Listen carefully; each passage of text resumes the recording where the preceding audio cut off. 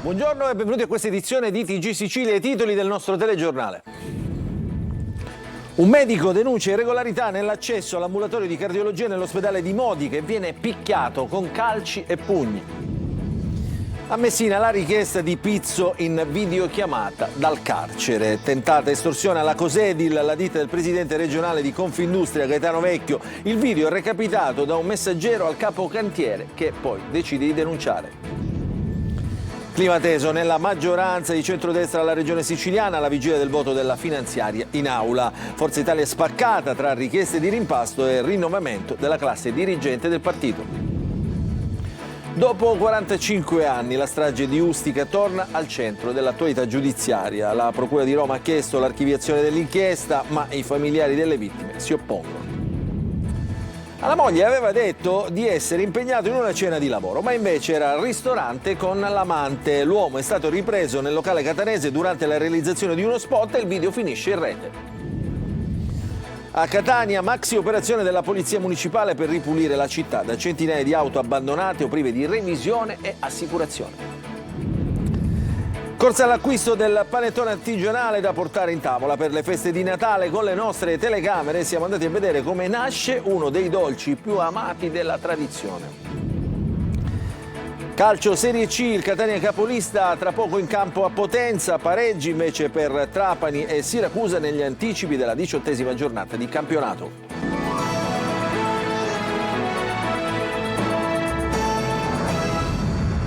Ancora buongiorno, ancora aggressioni ai sanitari negli ospedali siciliani con un colpo, con un pugno al capo e uno al costato. Un medico del pronto soccorso dell'ospedale di Modica viene ferito per aver fatto notare la trasgressione delle regole e della sicurezza nell'ospedale. Servizio di Veronica Barbarino. Aggredito per aver fatto notare la trasgressione delle regole organizzative e di sicurezza. Accade all'ospedale di Modica, dove un medico del pronto soccorso è stato colpito fisicamente mentre era in servizio. Il sanitario si era recato nell'ambulatorio di cardiologia per consegnare della documentazione clinica relativa a una paziente in attesa di consulenza specialistica. In quell'occasione avrebbe segnalato un comportamento irregolare da parte di una dipendente dell'ospedale non in servizio in quel momento. La collega, infatti, figlia di una paziente, aveva trasportato autonomamente la madre in barella senza autorizzazione e preteso precedenza. Secondo la ricostruzione, il medico, al richiamo del rispetto delle procedure, sarebbe stato colpito da un altro familiare con un pugno al capo e uno al torace, subendo una contusione all'emicostato sinistro con dolore e difficoltà respiratorie. Dopo l'aggressione, un'altra familiare della paziente avrebbe fornito una versione opposta dei fatti, sostenendo di essere stata lei la vittima. Una ricostruzione respinta dal medico e supportata dal cardiologo presente in ambulatorio. L'episodio è stato segnalato alla direzione sanitaria e alla direzione del pronto soccorso. Il medico ha annunciato l'intenzione di presentare querela alle autorità competenti. L'estorsione a Messina, nei cantieri del risanamento, è arrivata con una videochiamata al capocantiere. Dall'altro lato c'erano 2 detenuti rinchiusi in carcere. La vittima è stata la Cosedil, l'azienda Cosedil, del presidente di Confindustria Sicilia, Gaetano Vecchio. Il servizio di Francesco Triolo. L'estorsione ormai è 4.0 digitale. La videochiamata al capo di un cantiere è arrivata direttamente dalla cella di un carcere. Paga 250.000 euro, ti facciamo saltare in aria a tutti i mezzi. Il cantiere è quello della Cosedil, ditta del presidente di Confindustria Sicilia Gaetano Vecchio, impegnata nell'opera di risanamento di una delle zone simbolo dello sbaraccamento di Messina, quella di Fondofucile. La denuncia ai carabinieri ha fatto scattare le indagini che hanno ricostruito il sistema di richiesta dell'estorsione attraverso un minore e una videochiamata direttamente dalla cella. Gaetano Vecchio ha trovato tanta solidarietà anche nel sindaco di Messina, Federico Basile. Il messaggio è che lo Stato esiste e soprattutto ai miei colleghi, non solo come amministratore delegato della Cosedil, ma soprattutto come presidente di Confindustria Sicilia, devo dire che la strada è questa. Bisogna tenere la schiena dritta perché lo Stato è presente e perché l'estorsione deve essere debellata come metodo culturale, perché è un metodo basato esclusivamente sulla paura e se non c'è paura perché le forze dell'ordine funzionano, la procura funziona, il fenomeno si elimina da solo. In un momento storico come questo, nel quale gli investimenti qui in città sono importanti, è corretto, è necessario, è fondamentale che facciamo la nostra parte. L'inchiesta ha portato a 3 indagati, 2 detenuti entrambi messinesi nel carcere di Palermo e Agrigento ed un terzo ai domiciliari che però si era recato nel cantiere in fase esplorativa. Al vaglio anche la posizione del minorenne che ha fatto da postino della videochiamata. La polizia di Catania con gli artificieri ha sequestrato del materiale esplosivo, ha individuato 2 fratelli di 36 e 38 anni che nascondevano in garage nel corso Indipendenza oltre 200 kg appunto di esplosivo. Entrambi sono stati denunciati, i poliziotti specialisti hanno recuperato in sicurezza poi gli scatoloni e hanno provveduto appunto al sequestro e poi alla distruzione. Adesso parliamo della strage di Ustica. Dopo 45 anni si riapre la vicenda giudiziaria. La Procura di Roma ha chiesto l'archiviazione, ma i familiari delle vittime si oppongono parlando di elementi emersi dalle stesse carte dell'indagine. Sentiamo il servizio di Rita Cinardi.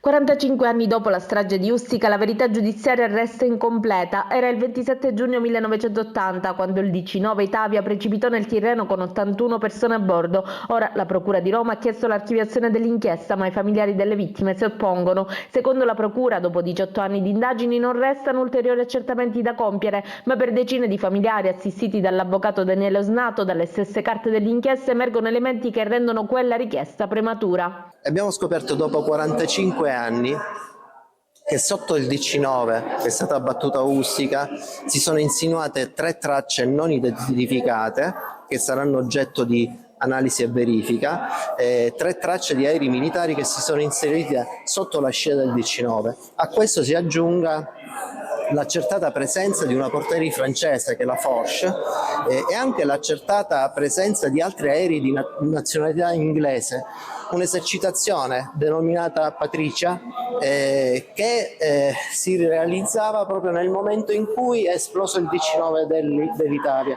Noi siamo 45 anni che cerchiamo questa verità e speriamo finalmente di poter dare verità e anche pace ai parenti delle vittime della strage di Ustica. Elementi che secondo i legali dei familiari rafforzano lo scenario di una guerra aerea nei cieli del Tirreno, un'ipotesi già riconosciuta in diverse sentenze civili che hanno parlato di un DC-9 abbattuto e di successive omissioni e silenzi. Ora sarà il GIP a decidere se archiviare o disporre nuovi approfondimenti. Per i familiari delle vittime la richiesta resta la stessa da 45 anni, verità e giustizia per Ustica. E apriamo la pagina della politica perché si respira un clima teso nella maggioranza di centrodestra alla regione siciliana, clima teso soprattutto nel partito del presidente Schifani, il partito di Forza Italia che vive tensioni alla vigilia della manovra finanziaria. Si chiede il rimpasto, ma si chiede anche dai vertici nazionali un rinnovamento della classe dirigente. Il servizio di Maglio Viola. Dentro Forza Italia serve un rinnovamento. Lo ha detto Pier Silvio Berlusconi e la sua frase non è caduta nel vuoto. La usa infatti anche a Giorgio Mulè, vicepresidente della Camera, ieri a Palermo per il primo evento del Comitato per il Sì al referendum sulla giustizia. Tocca proprio a Mulè, siciliano di nascita, lombardo di adozione, guidare il comitato a sostegno della riforma, ma a Palermo non manca di rispondere alle domande sulla situazione siciliana. Non c'è dubbio che anche in Sicilia bisogna svecchiare Forza Italia, allargare il perimetro e aprirsi, insomma bisogna mettersi in discussione. Parole pronunciate a margine di un evento al quale c'è anche il presidente della regione Renato Schifani, ma ci sono tutte le anime del partito, il presidente della commissione per l'insularità Tommaso Calderone, l'eurodeputato Marco Falcone, i segretari regionali e palermitano degli Azzurri Marcello Caruso e Pietro Alongi. Il clima non è proprio sereno dentro il partito ex berlusconiano, lo rappresenta anche Nicola D'Agostino, ospite della trasmissione Il Punto. È evidente che quello che ha detto prima Marina Berlusconi un paio di settimane fa e ora ripetuto da Pier Silvio Berlusconi è un indirizzo chiaro di un rinnovamento che non significa rottamazione, significa però rinnovamento, quindi mettere linfa nuova dentro il partito, energia nuova, anche perché i dati non sono così confortanti a livello nazionale, quindi queste cose loro le valutano e le dicono e le fanno. L'investitura di Giorgio Mulè a coordinatore per la campagna referendaria è già un primo chiaro indizio preciso, è un'investitura precisa, non è una sciocchezza il fatto di essere il coordinatore della campagna referendaria, che è la storia della famiglia Berlusconi e la storia di Forza Italia. Tensioni dentro Forza Italia che saranno affrontate nei prossimi giorni con l'arrivo del segretario nazionale Tajani, che incontrerà i dirigenti azzurri, ma tensioni si registrano anche dentro la maggioranza nel suo complesso e rischiano di manifestarsi in aula a Sala d'Ercole, dove domani riprende la discussione generale sulla finanziaria e martedì comincia l'analisi dell'articolato e degli emendamenti. Sono quasi 3.000 quelli presentati, per 2/3 dall'opposizione, ma poco meno di 1.000 sono della maggioranza. E la battaglia sarà complessa, visto che fra PD e 5 Stelle ci sono circa 1.200 emendamenti soppressivi. Difficile in questo clima rispettare il programma, che prevede che la legge di stabilità veda la luce nell'arco di una settimana. E adesso vi raccontiamo una notizia che ha qualche rimando a una notizia, diciamo, negli Stati Uniti, che abbiamo sentito negli Stati Uniti qualche mese fa. Un uomo è stato beccato al ristorante con l'amante, ripreso in un video che doveva essere lo spot del locale, poi mandato sui social. Si rivolge al Codacons perché appunto adesso chiede la violazione della privacy. Il servizio di Lorena Dolci.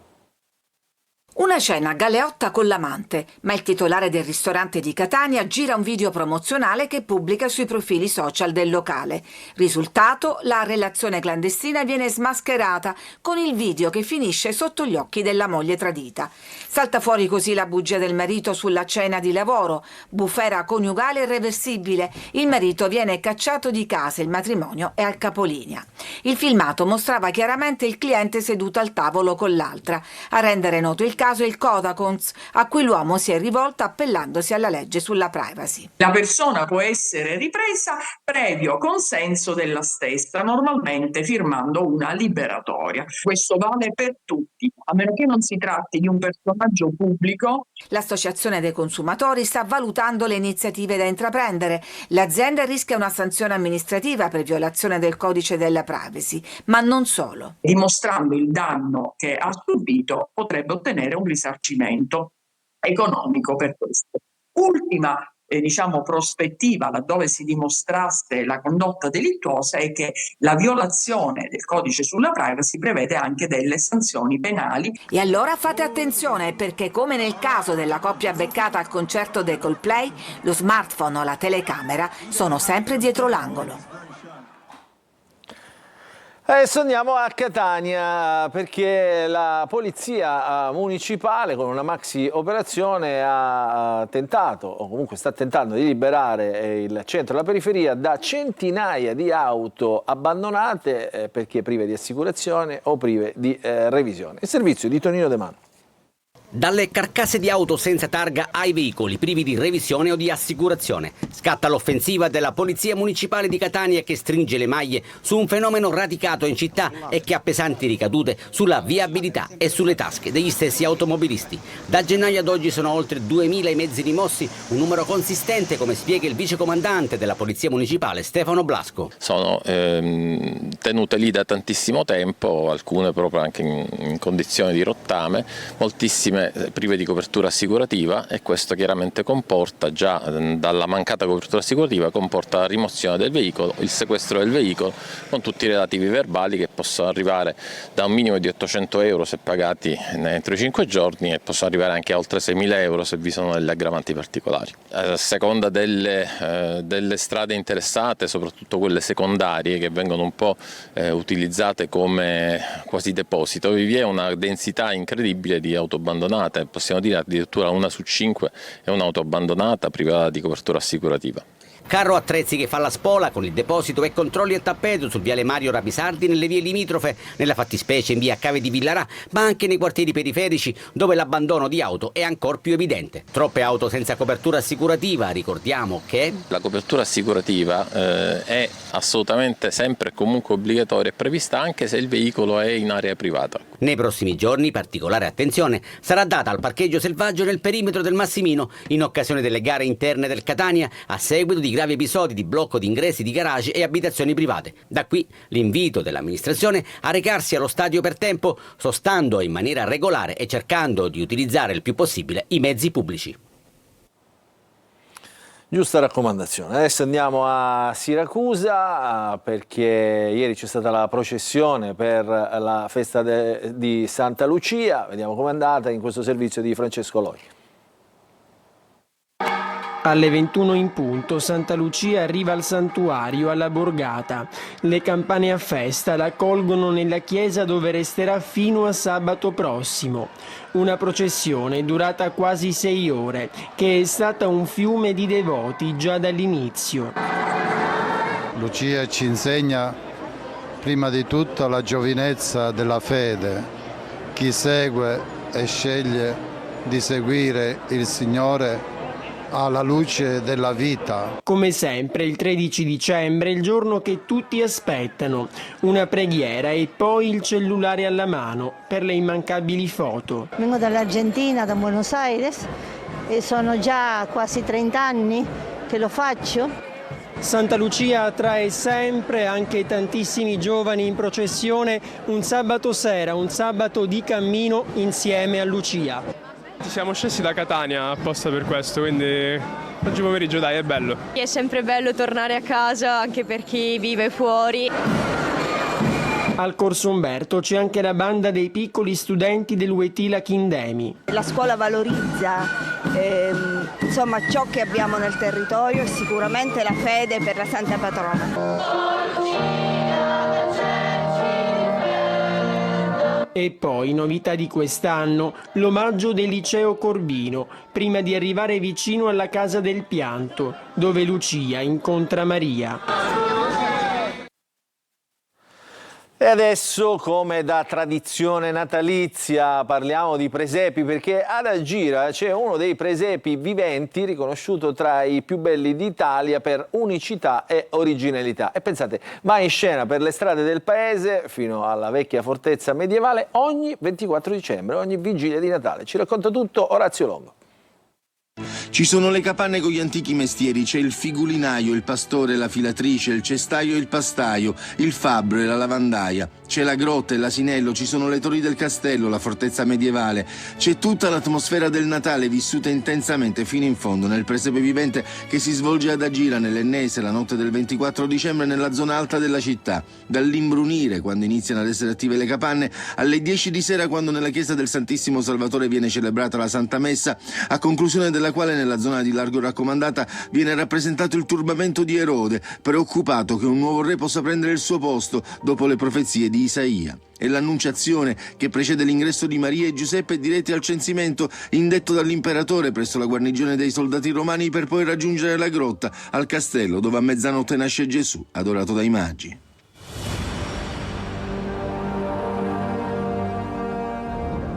Organizzata dall'Associazione Amici del Presepe, la prima edizione della rappresentazione vivente risale al 1989 e esclusi gli anni del Covid è stata sempre realizzata, arrivando quest'anno alla 35esima. È riconosciuta per la sua unicità ed originalità come la più bella d'Italia nello stile orientale, richiamando ogni anno migliaia di turisti.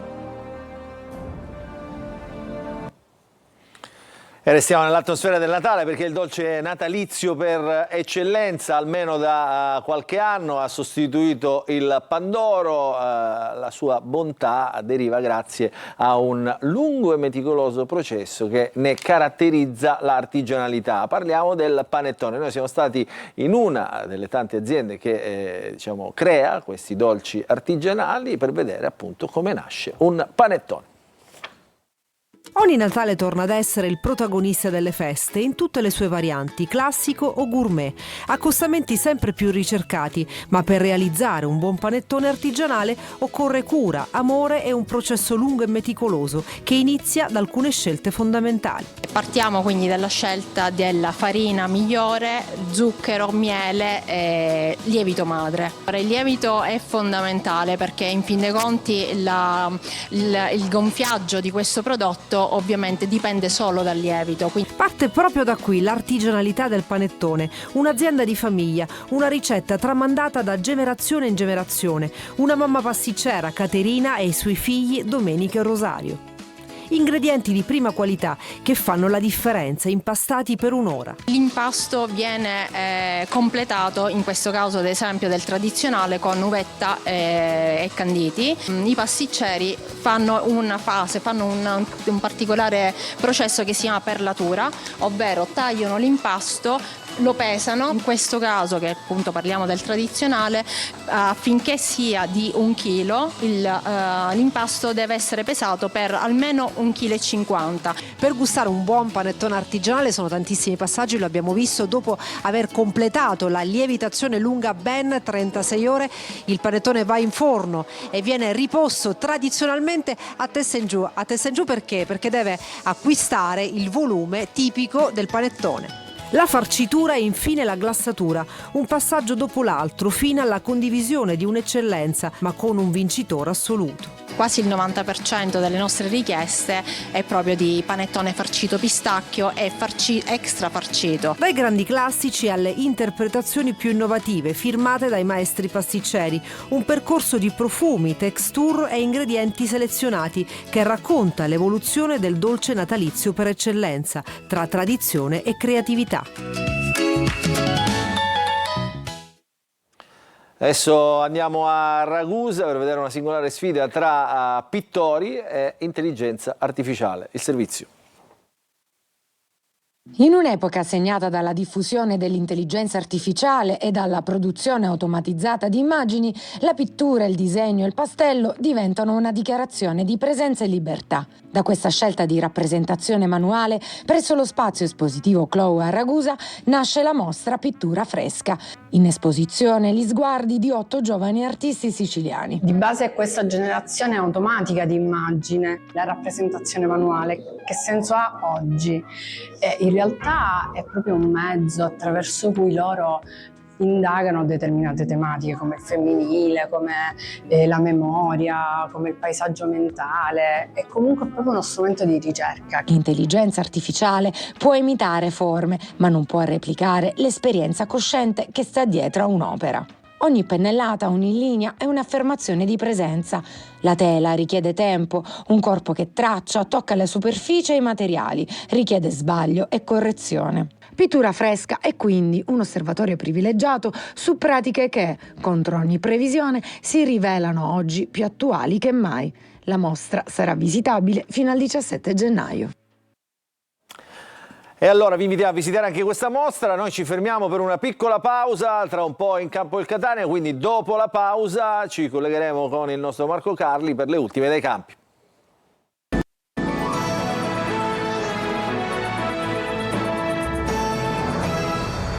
Rientriamo in diretta, adesso ci colleghiamo con Marco Carli per le anticipazioni, per le ultime notizie da Potenza, dove tra un poco scenderà in campo il Catania. Sentiamo Marco Carli.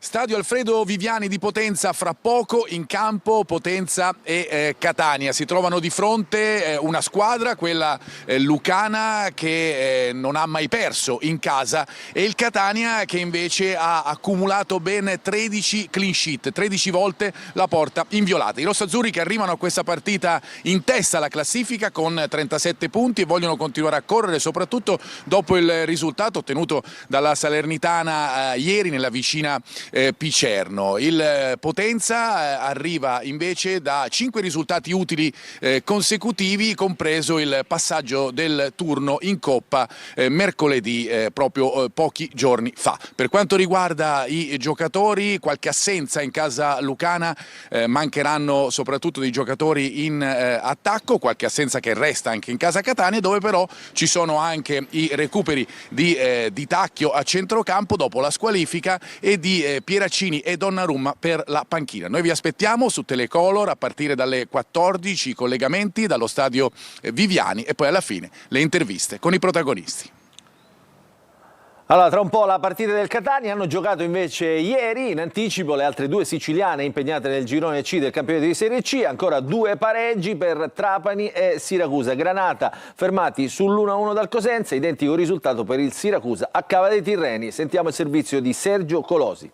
Come nel turno precedente, per Trapani e Siracusa ancora un pareggio. La politica dei piccoli passi serve più agli azzurri che ai Granata. L'1-1 firmato da Parigini e Orlando consente al Siracusa di staccarsi di 2 lunghezze dal Picerno ultimo, di essere in buona compagnia nella zona play-out a poca distanza dalla salvezza diretta e di rimanere nella scia della Cavese. Partita piacevole a Lamberti, ospiti in vantaggio con il rigore trasformato da Parigini dopo la prima respinta di Boffelli e pareggio con il mancino di Orlando su calcio piazzato. Le due squadre provano a vincere, tra parate e imprecisione sotto porta il risultato non cambia. C'è un po' di rammarico perché comunque eravamo andati in vantaggio, nel primo tempo abbiamo spinto molto, anche nel pressing siamo andati molto bene e nel secondo tempo c'è stata quella prodezza di punizione, quindi dopo siamo andati un pochino in difficoltà, ma noi sappiamo certamente che possiamo fare molto meglio. Pareggio con gol anche in Trapani Cosenza. Al provinciale bel primo tempo in una sfida incerta, intensa e nervosa. Segna Beretta in contropiede, 1-1 con un destro vincente dell'ex Canotto. Il Trapani muove la classifica che a gennaio però potrebbe essere stravolta da altri 8 punti di penalizzazione, mentre il Cosenza ha perso il terzo posto e è diventato quarto. Domenica prossima Siracusa-Trapani al De Simone chiuderà il girone d'andata. E in chiusura parliamo di calcio a 5, prosegue l'inarrestabile cammino dei campioni d'Italia della Meta Catania che hanno battuto in trasferta per 5-1 il Treviso, gli etnei primi in classifica hanno centrato la 6ª vittoria consecutiva. Per il nostro telegiornale questa era l'ultima notizia, il telegiornale dunque finisce qui, vi ringraziamo per averci seguito, vi auguriamo un buon proseguimento di domenica a tutti.